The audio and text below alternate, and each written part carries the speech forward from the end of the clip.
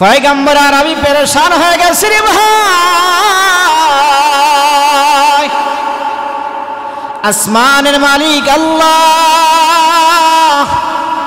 সান্ত্বনা দিয়ে বলছেন, বন্ধু আমার, দোস্ত আমার, আপনি পাগল নয়, আপনি পাগল নয়, আপনি জাদুঘর নয়, আপনি মাজনুন নয়।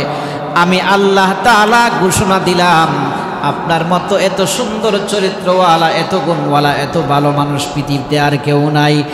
আল্লাহ তাআলা জানায়া দিলেন, ওয়া ইন্নাকা লাআলা খুলুকিন আযীম। ও দোস্ত, এত সুন্দর চরিত্র পৃথিবীর কাউকে দেওয়া হয় নাই। আদম আলাইহিস সালাম থেকে আমাদের নবী পর্যন্ত, ঈসা, মুসা, পৃথিবীতে যত নবী রাসূলগণ এসেছেন, কাউকে এত সুন্দর চরিত্র আর কাউকে দেওয়া হয় না। জোরে সুবহানাল্লাহ বলেন।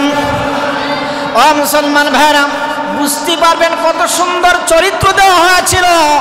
আদম পয়গম্বরকে দেওয়া হয় নাই, মুসা পয়গম্বরকে দেওয়া হয় নাই, ইব্রাহিম আলাইহিস সালামকে দেওয়া হয় নাই, যত নবী রাসূলগণ এসেছেন কাউকে দেওয়া হয় নাই। এবং কি কিয়ামত পর্যন্ত যত মানুষ এই পৃথিবীতে আসবে, এসে চলে যাবে, এত সুন্দর চরিত্র কাউকে দেওয়া হবে না। কেমন করে বুঝতে পারবেন রে মুসলমান ভাইরা?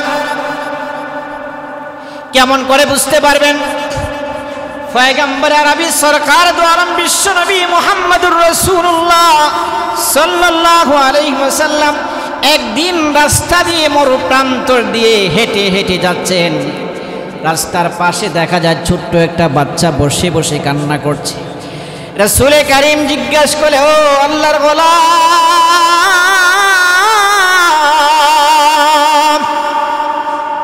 রাস্তার পাশে বসে তুমি একা একা কেন কান্না করছো? তোমার পাশে তোমার বাবা কই, তোমার মা কই, তোমার আত্মীয় স্বজন কই, তোমার আপনজন কোথায়? তুমি ছোট্ট মানুষ এই রাস্তার কিনারায় বসে কেন কান্না করছো?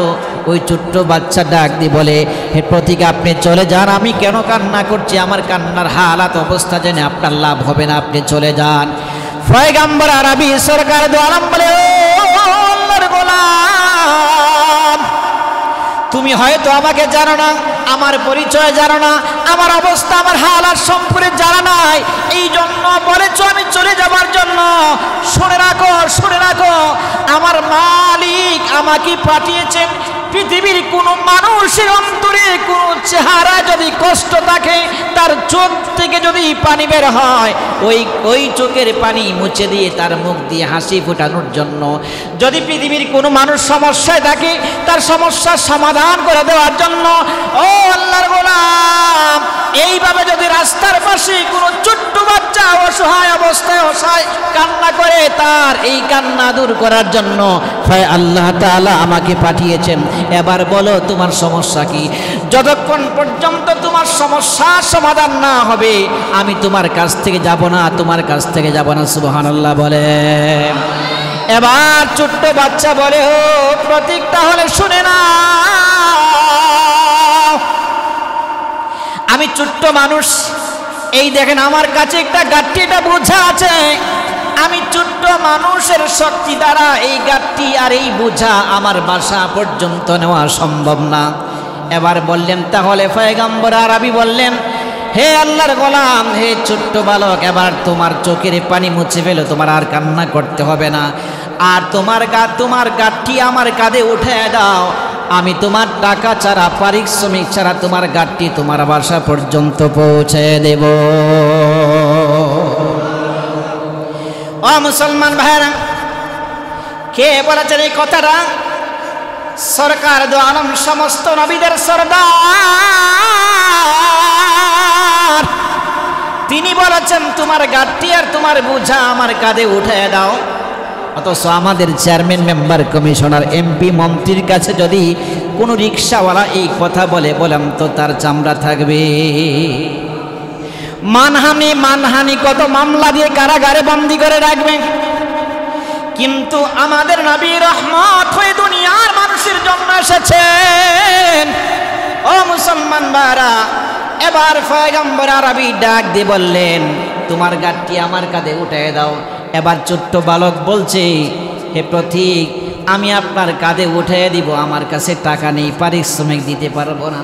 কই টাকা লাগবে না, পারিশ্রমিক লাগবে না, আল্লাহু আকবার বলেন, আর জোরে আল্লাহু আকবার বলেন।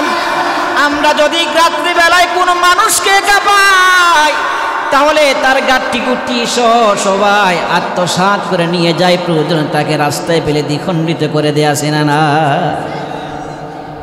হ্যাঁ, পয়গম্বর আরবি আবার বললেন টেনশন করতে হবে না, চিন্তা করতে হবে না, তোমার চোখের পানি মুছে ফেলো, আমি টাকা ছাড়া পারিশ্রমিক ছাড়া তোমার গাঠি তোমার বাসা পর্যন্ত পৌঁছে দিব।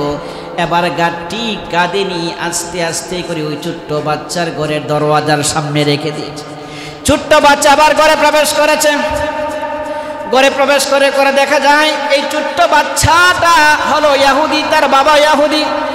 এবার ছেলের বাবা ঘর থেকে বের হয়েছে, বের হওয়ার পরে বলে, হে আমার কলিজার টুকরা সন্তান, হে আমার কলিজার টুকরা সন্তান,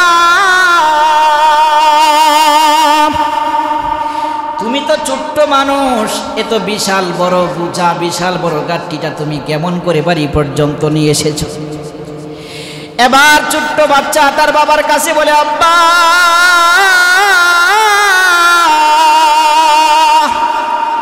এই বিশাল বড় গাঠটি আমি আনি নাই, তাহলে কে এনেছে রে কলিজার টুকরা সন্তান? কয় আব্বা